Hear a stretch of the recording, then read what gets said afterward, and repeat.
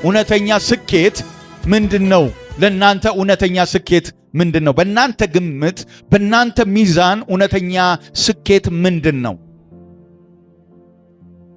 ስኬት ምንለው የምናስቀምጠው በእኛ ሚዛን ላይ፣ በእኛ ቤት ውስጥ፣ በእኛ አካባቢ ላይ ስኬት ብለን የምንላቸው ምንድነው? እሱ ወዳጆቼ ብዙ ሰዎች ስኬት የሚሉት ብዙ ገንዘብ ሲያገኙ፣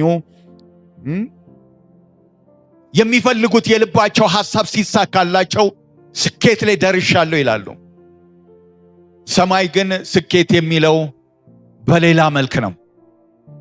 መንግስቱንና ጽድቁን ፈልጉ ሌላ ሁሉ ይጨመርላችኋል ይላል። ሃሌሉያ አሜን። ምኑን ፈልጉ? መንግስቱንና ጽድቁን ፈልጉ ሌላ ሁሉ ይሰጣችኋል። አሜን።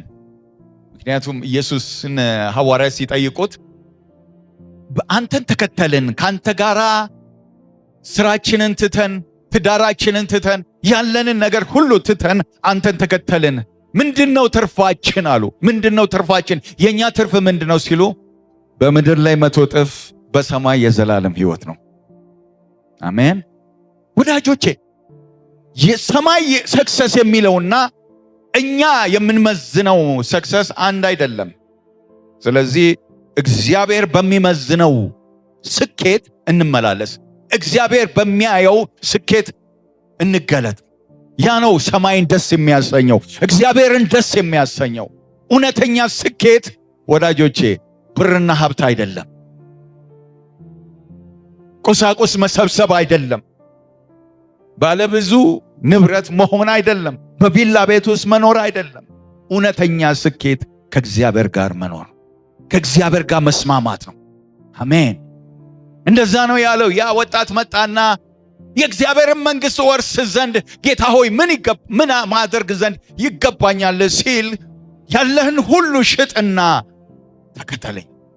ያለህን ሁሉ ስኬት ያልከው በአንተ ካልኩሌሽን ያዝከው ስኬት ብለህ ያዝከውን ሁሉ አራክፍና ተከተለኝ። ያን ጊዜ የእግዚአብሔር መንግሥት ወደ አንተ ትቀርባለች። ስኬት በቃ የተሳካልህ ሰውነህ ትባላለህ በሰማይ። አሜን ወዳጆቼ፣ ስኬትን በራሳችን ለማምጣት አንጣጣር። ብዙ ህልምና ብዙ ፍላጎት ይኖረናል አውቃለሁ። ነገር ግን ለፍላጎታችን ሁሉ መልስ ያለው እግዚአብሔር ጋር ነው። አሜን። የእናንተ ነገር ያለው መንፈሳዊ ነው። አሜን። ያንቺ ነገር ያለው መንፈሳዊ ዓለም ውስጥ ነው። እንደ ምድራዊ ሰው አትታገሉ። እንደ ዓለማዊ ሰዎች የእናንተን ሰክሰስ በምድራዊ ነገር አትመዝኑት። የእናንተ ሰክሰስ ያለው ሰማያዊ ነው። እግዚአብሔር ከእናንተ ጋር ሲስማማ፣ በሰማይ ሲስማማ ሰክሰስፉል ናችሁ። ምናልባት በገንዘብና በቁሳቁስ ላይታይ ይችላል አሁን። ነገር ግን ሰማይ ያጨበጨበለት ሰው፣ ሰማይ የተመለከተው ሰው ወዳጆቼ ሰክሰስፉል ነው። ኢዮብን ተመልከቱት። ኢዮብ ባለብዙ ባለጠጋ የነበረ ሰው ነው። እግዚአብሔር አየው፣ ሰይጣንም አየው። ያለውን ንብረት ስለያዘ ነው አንተን የሚያመልክ አለ፣ አንተን የሚያከብር። የሱ ስኬት ያለው ንብረት ነው እንጂ አንተ አይደለህም አለው። ኖ እኔ አውቀዋለሁ። አይ ይታይ፣ ይፈተሽ አለ። ይፈተሽ ሲል እግዚአብሔር ፈቀድኩልህ፣ እስቲ ፈትሸው አለ። ሲፈተሽ የሰውየው ሰክሰስ ከእግዚአብሔር ጋር ያለው ቁርኝት ነው። ፕሬዝ ጋድ፣ ከእግዚአብሔር ጋር ያለው ህብረት ነው። ወዳጆቼ ዛሬ ሰክሰሳችሁ ምንድን ነው? ከሰክሰስ ከሚባሉት ውስጥ አንዱን ዛሬ መናገር እፈልጋለሁ ቶሎ ብዬ። ሰክሰስ ነው ከሚባለው አንዱ ዝና ነው። ዝና ወዳጆቼ፣ ዝና በዓለማችን ሰክሰስፉል የሚባልለት የሚጨበጨቡለት ባለ ዝና ነው ሲባል ሰክሰስፉል ነው ይባላል። ስመጥሩ ነው ሲባል ሰክሰስፉል ነው ይባላል። ዓለምም ሰክሰስፉል የምትልበት መንገድ አለ፣ ወይንም ባለ ዝና የምትልበት መንገድ አለ። እግዚአብሔርም ዝና፣ የእግዚአብሔር መንግስትም ባለ ዝና የሚያደርግበት መንገድ አለ። ወዳጆቼ በዓለም ያለው ዝና ዛሬ ታይቶ የሚጠፋ ነው። ዛሬ ተሰምቶ የሚጠፋ ነው። ብዙዎች ትላንትና ዝናቸው እስከ ምድር ዳርቻ ድረስ ወጥተው በሞቱ ጊዜ ዝናቸው ጠፋ። መጽሐፍ ቅዱስ ላይ ኢየሱስም ይላል፣ መጽሐፍ ቅዱስን አነበዋለሁኝ። እንደዚህ ይላል ማቴዎስ ምዕራፍ 4:24 ላይ እንደዚህ ይላል ስለ ዝና። ዛሬ ጥቂት ነገር ስለ ዝና ልናገር። ኢየሱስ ዝናው ሃሌሉያ። እስቲ አንብበው።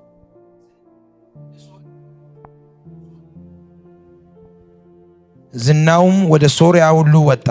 በልዩ ልዩ ደዌና ስቃይም ተይዞ የታመሙትን ሁሉ አጋንንትም ያደሩባቸውን በጨረቃም የሚነሳባቸውን ሽባዎችንም ወደ እሱ አመጡ፣ ፈወሳቸውም። ከገሊላም ከአስሩ ከተማም ከኢየሩሳሌም ከይሁዳም ከዮርዳኖስ ማዶ ብዙ ሕዝብ ተከተሉት። የሚገርም ነው። ኢየሱስ ዝና ነበረው። አልሰማችሁኝም? ኢየሱስ ባለ ዝና ነበረ።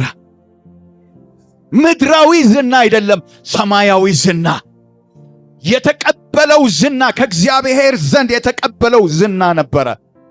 ዝናን ወዳጆቼ በምድራዊ መንገድ ብዙዎቻችን እንተረጉመዋለን። ዝና ማለት ተሰሚነት ማለት ነው። ዝና ማለት ተቀባይነት ማግኘት ማለት። እግዚአብሔር ወዳጆቼ ዝናችሁን ሲያወጣ በምድር ሁሉ ላይ ተቀባይነት ይኖራቸዋል። አሜን። ዝናውም ወደ ሶርያ ሁሉ ወጣ። በልዩ ልዩ ደዌና ስቃይ ተይዘው የታመሙትን ሁሉ አጋንንትም ያደረባቸውን በጨረቃም የሚነሳባቸውን ሽባዎችንም ወደ እርሱ አመጡ፣ ፈወሳቸው። አሜን። ለሰው መፍትሄ የማይሆን ዝና ከመያዝ እግዚአብሔር ይጠብቃል። ለሰው መዳን ምክንያት ከማይሆን ዝና እግዚአብሔር ይጠብቃል። ለሰው መፈወስ ምክንያት ከማይሆን ዝና እግዚአብሔር ይጠብቃል። ዝና ከበሬታ ይጠፋሉ ፈጥኖ፣ ዘላለም የሚኖር ዘላቂ ኢየሱስ ብቻ ነው ይላል። አሜን። ደረጀ ከበደ ሲዘምር ዝናም ከበሬታም ይጠፋሉ ፈጥነው ዘላለም የሚኖር ኢየሱስ ብቻ ነው። ይሄ የሚገርም በጣም መገለጥ ያለበት ነው ወዳጆቼ። ኢየሱስ ብቻ ነው። ዝና ከበሬታ፣ የምድራዊ ዝና ከበሬታ ያልፋሉ። ዛሬ ታይተው ነገ ይጠፋሉ። እንደ ጤዛ ናቸው። እንደ ኢየሱስ ያለ ዝና ግን ለዘላለም። የኢየሱስ ዝና ወዳጆቼ ዛሬም ሕያው ነው። የጌታ ኢየሱስ ዝና ዛሬም ሕያው ነው፣ ከመቃብር በላይ። በእውነት እላችኋለሁ ኢየሱስ ሞቶ ከተነሳ በኋላ ከሄደ በኋላ ዝናው እንደውም እየባሰ ሄደ። አሜን። ከነበረው ይልቅ በሶርያ ነበረ በሕይወት እያለ፣ አሁን ግን እየሰፋ ምድርን ዳርቻን ሁሉ ወረሰ። አሜን። እግዚአብሔር ዛሬም እናንተን ዝና ሊያወጣ ይፈልጋል። በምን አይነት ሁኔታ እንደሆነ ባላቅም ዝናችሁን በምድር ሁሉ ያወጣዋል። አሜን። በመልካም ዝና በምድር ሁሉ ላይ ይወጣል። ወዳጆቼ የኢየሱስ ዝና ሲወጣ ኢየሱስ ዝናውን ተጠቅሞ ሰዎችን ይፈውስ ነበረ። ኢየሱስ ዝናውን ተጠቅሞ ሰዎችን ነፃ ያወጣ ነበረ። ኢየሱስ ዝናውን ተጠቅሞ ከሞት ያስነሳ ነበረ። ኢየሱስ ዝናውን ተጠቅሞ ተስፋ ይሰጥ ነበር። ወዳጆቼ ኢየሱስ ዝናውን የተጠቀመው ለመልካም ነው፣ እግዚአብሔርን ለማክበር ነው፣ እግዚአብሔር ይከብር ዘንድ ነው። ስለዚህ ወዳጆቼ የኢየሱስ ዝና በምድር ላይ ሁሉ ሲወጣ ድውያን፣ በሽተኞች፣ የታመሙት ሁሉ ወደ እርሱ ያመጡት ነበረ። መጽሐፍ ቅዱስ ላይ ስለ ኢያሱ ሲናገር እግዚአብሔርም ከኢያሱ ጋር ነበረ ይላል። ኢያሱ ምዕራፍ 6:27 እግዚአብሔርም ከኢያሱ ጋር ነበረ፣ ዝናውም በምድር ሁሉ ላይ ወጣ። አሜን። የኢያሱ ማን ከመኖሩ የተነሳ ከእርሱ ጋር ማን ከመኖሩ የተነሳ እግዚአብሔር እየሰማችሁኝ ነው? እግዚአብሔር ከእርሱ ጋር ከመኖሩ የተነሳ ዝናውን በምድር ሁሉ ላይ ወጣ ይላል። የኢያሱ ዝና ወዳጆቼ እግዚአብሔር በምድር ላይ እንዲፈራ ነው ያደረገው።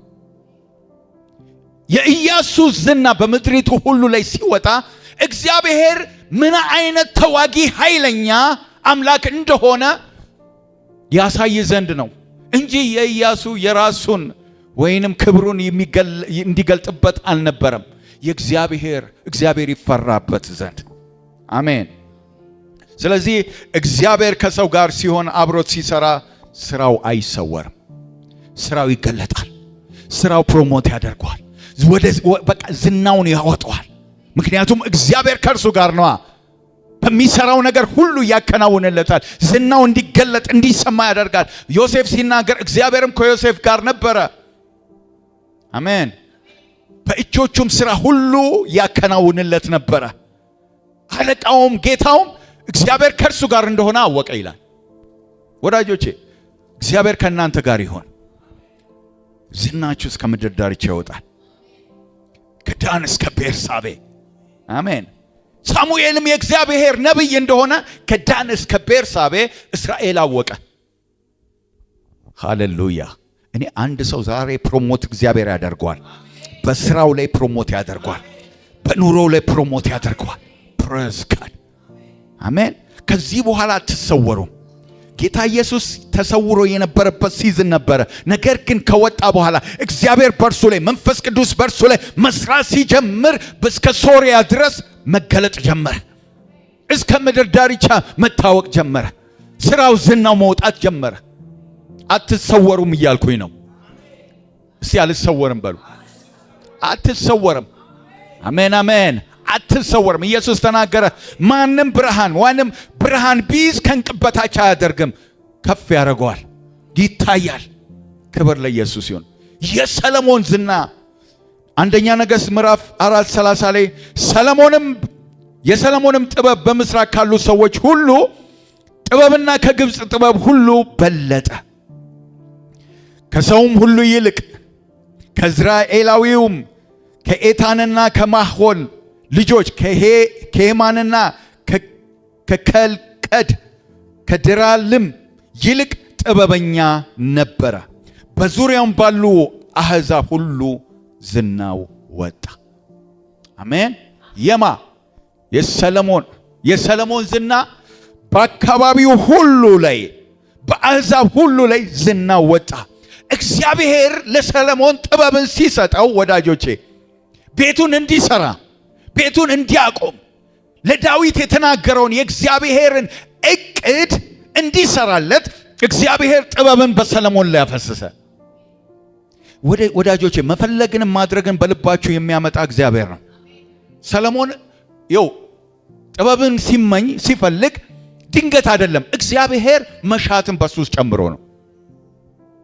ሰው እንዲሁ መሻት በውስጡ አይመጣም። መልካም መሻት ነው ምለው። መልካም መሻት ሁሉ ከእግዚአብሔር ዘንድ ነው፣ በውስጣችሁ የሚፈጠር መጽሐፍ ቅዱስ መፈለግንም ማድረግንም በእናንተ ውስጥ ስለሚል። ስለዚህ ይሄንን ጥበብ እግዚአብሔር ሲሰጠው ቤቱ ይሰራበት ዘንድ ነው። ቤቱ ይታነጽበት ያቆመው ዘንድ። ከጥበቡ ሳይሆን ከዝናው የተነሳ እግዚአብሔርን ረሳ ይላል። ከጥበቡ ሳይሆን ከዝናው። ምንድነው እሱ? ጥበቡ ምን አደረገ? ዝናን ሳበ። ምድራዊን ዝና። ያ ምድራዊ ዝና ምን አደረገው? ወደ ሌላ አምልኮ ሳበው።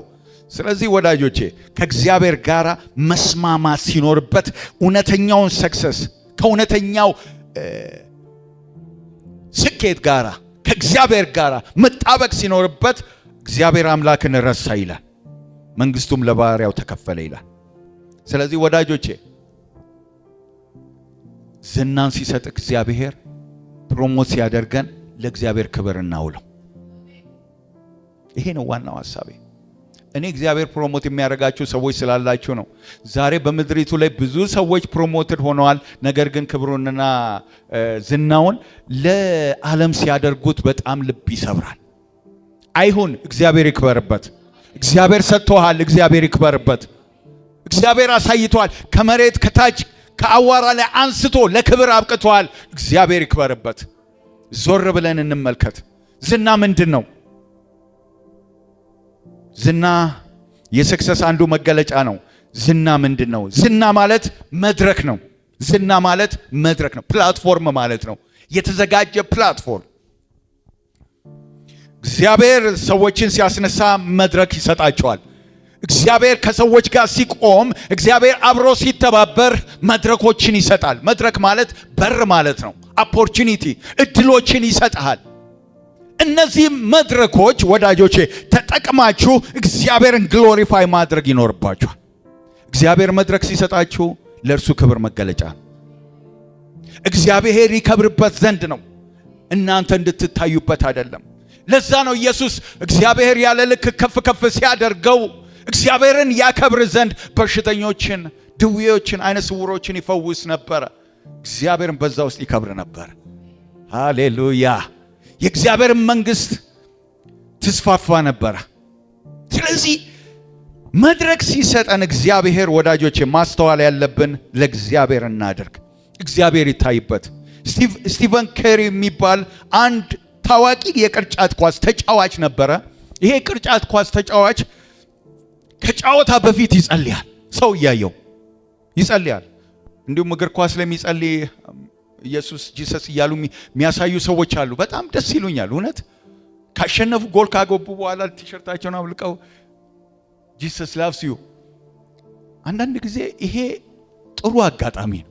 ሚሊየንስ ሰው ተሰብስቦ እናንተን ሊያይ፣ እናንተን ጫወታችሁን ወይ የምታደርጉትን እግዚአብሔር የሰጣችሁን ታለንት ስታሳዩ፣ በዛ አጋጣሚ እግዚአብሔርን ስታከብሩ እግዚአብሔር ደስ ይሰኛል። ስለዚህ ይህ ቅርጫት ኳስ ተጫዋች ከጨዋታ በፊት ይጸልያል፣ ሊገባ ሲል ይጸልያል።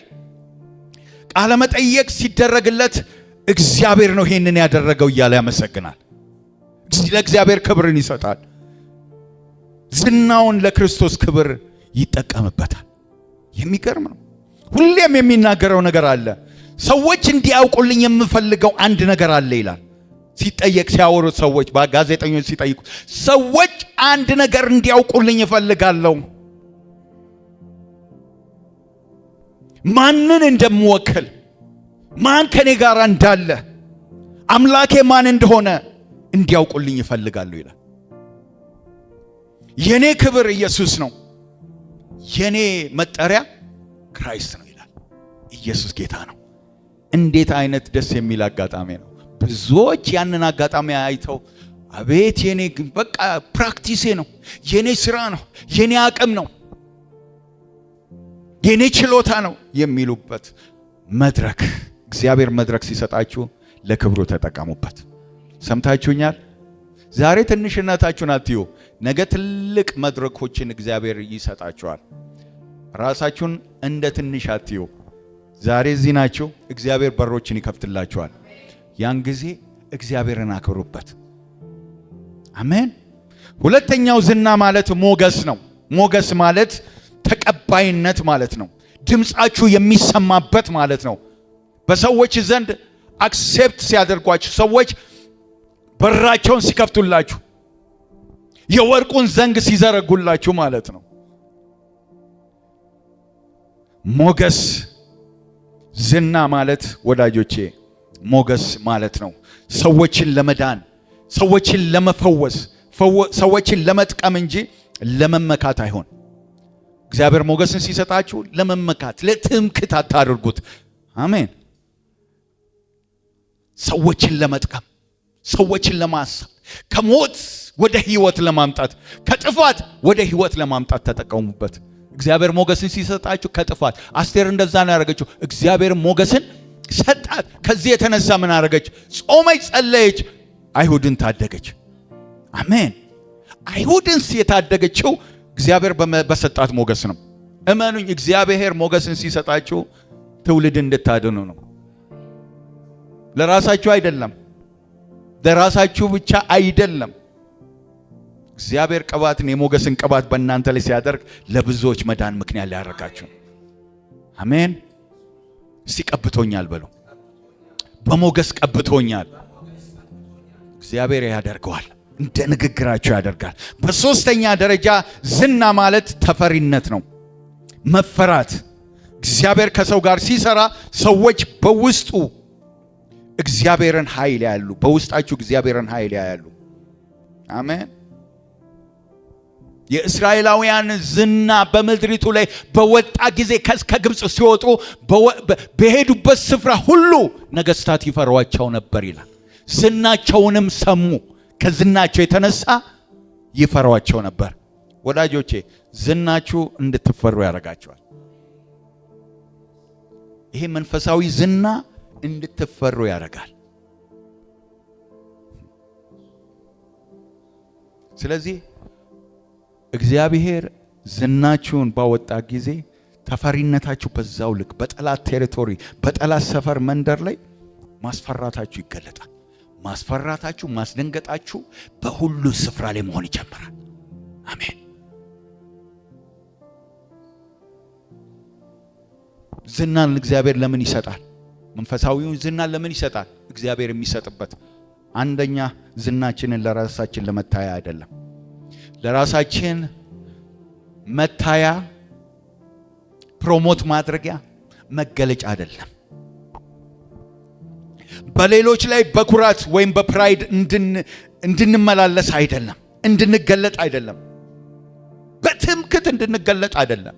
እግዚአብሔር ዝናን ሲሰጠን አሁን በዘመናችን የምናየው ሰዎችን ለመናቅ እንጠቀምበታለን። እግዚአብሔር የሰጠንን ዝና፣ እግዚአብሔር የሰጠንን ኦፖርቹኒቲ በምድር ላይ በአሕዛብ ላይ ተፈሪነት እንዲኖረን እንጂ በወንድማችን ላይ እንድንኮራ ፕራይድ እንድናደርግ አይደለም። ወዳጆች እንድንኮራ ፕራይድ እንድናደርግ አይደለም። ስለዚህ ተጠንቀቁ። እግዚአብሔር ዝናን ሲሰጠን ሀብትና ንብረትን መሰብሰቢያ ለራሳችን ክብር ማድረጊያ አይደለም። ሰምታችሁኛል? ሀብት መሰብሰቢያ እግዚአብሔር ከፍ ከፍ ሲያደርግ ከአሕዛብ መካከል ካሉ ወንድሞች ከአካባቢ መካከል ከፍ ከፍ ሲያደርግ ለሀብትና ለብልጽግና መሰብሰቢያ ሳይሆን እግዚአብሔርን ልታከብረው። ወዳጄ ብዙዎች የሳቱት በዛ ነው። እግዚአብሔር በአንድ ወቅት አከበራቸው። እግዚአብሔር ስማቸውን ከፍ ከፍ አደረገ። ነገር ግን እግዚአብሔርን ረሱት። በወንድማቸው ላይ ኮሩ፣ ወንድማቸውን ናቁ። ለገንዘብ ለጥቅማ ጥቅም መጠቀሚያ ያደረጉት። እግዚአብሔር በዚህ ደስ አይሰኝም። እግዚአብሔር ዝናን ለምን ይሰጣል? ለሙገሳ ወይንም ሰዎች እንዲያጨበጭቡልን አይደለም። እግዚአብሔር እንዲከበር፣ እግዚአብሔር ብቻ እንዲከበር፣ እንዲጨበጨብልን፣ የሆነ ክብር ሙገሳ እንዲደረግልን ሳይሆን እግዚአብሔር ብቻው እንዲከበር ነው። ስለዚህ ወዳጆቼ ዝናችን ለመሞቻችን ነው። ዝና ለመሞቻ ነው። አሜን። ወዳጆቼ ካልሞታችሁለት ለዚህ ዝና ለመጣው ክብር ካልሞታችሁ ያጠፋችኋል። ስለዚህ ይህን ዝና እግዚአብሔርን ስታከብርበት፣ ስታሞጋግስበት፣ ለእግዚአብሔር ስትሰጥ፣ እነዛ እኮ መላእክቶች በእግዚአብሔር ፊት ቅዱስ ቅዱስ የሚሉት ክብርን ለእግዚአብሔር ይሰጡ ነበር። 24 ሰዓት ሙሉ ምኑን ክብሩን ለእግዚአብሔር አሳልፈው ይሰጣሉ። የነበራቸውን ግሎሪ በእግዚአብሔር ፊት ያስቀምጣሉ። እንዲሁም 24ቱ ሽማግሌዎች በፊቱ ምናቸውን አክሊላቸውን ያስቀምጡ ነበር። ያላቸውን ክብር መልሰው ይሰጣሉ። ወዳጆቼ እግዚአብሔር ብቻውን ሊከበር የሚገባ ነው። አሜን። አድርጉልኝ አይልም እግዚአብሔር። ነገር ግን ፈቅደንና ፈልገን እግዚአብሔርን እናክብረው። በዝናችን እግዚአብሔርን እናክብረው። ያከበረንን ጌታ እናክብረው። ኢየሱስ ዝናውን እንዴት ተጠቀመ? ሐዋርያት ሥራ ምዕራፍ 10 ላይ እንዲህ ይለናል። 38 ላይ ኢየሱስም መልካም እያደረገ ለዲያብሎስ የተገዙትን ሁሉ እየፈወሰ ዞረ ይላል። መልካም እያደረገ ኢየሱስ ያገኘውን መድረክ፣ ኢየሱስ የያዘውን ዝና ሁሉ ሰዎችን ለመፈወስና የእግዚአብሔርን መልካምነት ለመግለጽ ነው የተጠቀመው። እግዚአብሔርን ለማሳየት ነው የተጠቀመው። እግዚአብሔርም ከእርሱ ጋር ነበር ይላል። አሜን። የእግዚአብሔርን መልካምነት ሲገጥ፣ የእግዚአብሔርን ታላቅነት ሲያሳይ፣ ሌሎችን እየፈወሰ ሲዞር፣ በአጋንንት የተያዙትን እየፈወሰ ሲዞር ወዳጆቼ የእግዚአብሔርን መልካምነት ያሳይ ነበር። ስለዚህ ወዳጆቼ እግዚአብሔር ዝናችንን ሲያወጣ ለሰዎች መልካም በማድረግ እንገለጥ።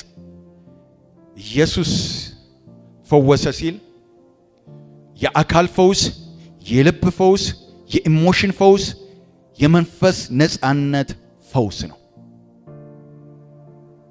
ሁለንተናዊ ፈውስ ነው። አሜን። ስለዚህ ዝናችን እግዚአብሔር ከፍ ከፍ ሲያደርገን ለሌሎች መባረክ ያደርገን። ልባርካችሁ። እግዚአብሔር ከፍ ከፍ ሲያደርገን፣ እግዚአብሔር ዝናችንን በምድሪቱ ላይ ሲያወጣ ለብዙዎች መባረክ ምክንያት እንሆን። አብርሃም ለዛ ነው አብርሃምም ዝናውን ባወጣ ጊዜ ለብዙዎች በረከት ሆነ። ዘፍጥረት ምዕራፍ 12:2 ላይ ታላቅ ሕዝብ አደርጋለሁ ደግሞም እባርካለሁ፣ ስምህን ገናና አደርገዋለሁ፣ ለሌሎችም በረከት ትሆናለህ። ማማማማ ሃሌሉያ! ለሌሎች በረከት ትሆናለህ። ዝናህን ስምህን ከፍ ከፍ አደርገዋለሁ፣ ለሌሎችም በረከት ትሆናለህ። በአንተ አሕዛብ ይባረካል፣ በአንተ ብዙዎች ይባረካሉ። አሜን። ብዙዎች ካንተ የተነሳ ይባረካሉ። ነገር ግን ስምህን ከፍ ከፍ አደርገዋለሁ፣ ስምህን ገናና አደርገዋለሁ። ለምን? ለሌሎች በረከት ትሆናለህና። ኢየሱስ ጌታ ነው። እግዚአብሔር ስማችሁን ገናና ያደርገው፣ ለሌሎች በረከት ያደርጋችሁ። ስለዚህ አብርሃም እግዚአብሔር የባረከው ለሌሎች መባረክ፣ እግዚአብሔር ስሙን ገናና ያደረገው ለሌሎች መባረክ ነው። ስለዚህ የዛሬ ዋና መልእክቴ ምንድነው ብላችሁ ስትጠይቁኝ፣ እግዚአብሔር ዝና ሲሰጣችሁ ሰዎችን አገልግሉበት። ሰምታችሁኛል? ይህንን ካላስያዝኳችሁ የተናገርኩት ሁሉ በዜሮ ይባዛል። ስለዚህ እግዚአብሔር ዝናን ሲሰጣችሁ ሰዎችን አገልግሉበት። የተሰጣችሁን መድረክ ለወንጌል ተጠቀሙበት። እግዚአብሔርን አክብሩበት። ትውልድ ይዳንበት፣ ትውልድ ይፈወስበት። እግዚአብሔር ዝናን ሲሰጣችሁ ወዳጆቼ የሰዎችን ችግር ፍቱበት፣ የሰዎችን ቋጠሮ ፍቱበት፣ የሰዎችን ጭንቀት አራግፉበት።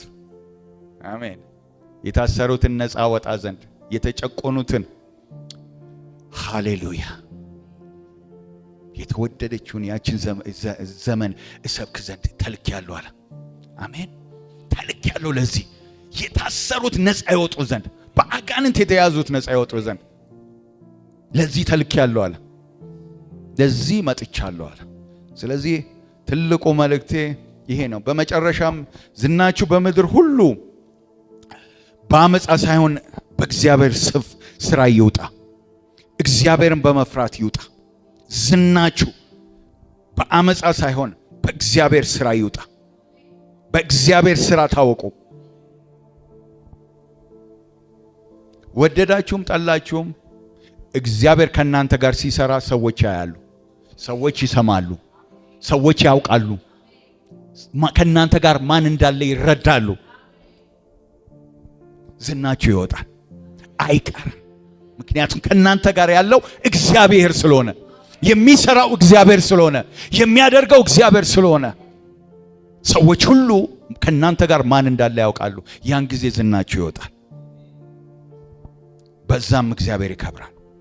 ስለዚህ የኔ ጸሎቴ ምንድነው ብትሉኝ፣ ዛሬ እግዚአብሔር በምድራችን ላይ ይነሱ፣ ዝናቸው ለብዙዎች መዳን ምክንያት የሚሆኑ እንጂ ስም እገሌ አፖስትል፣ ፕሮፌት፣ ፓስተር በመባል ብቻ ከፍ ከፍ የማለት ሳይሆን ወዳጆቼ ዝናቸውን ለብዙዎች መዳን ምክንያት የሚሆኑ ትውልዶች ይነሱ። ዝናቸውን የተቀበሉትን ዝና ለእግዚአብሔር መንግስት ትውልድ መዳን። አሜን። ያ ህዝብ ይነሳ።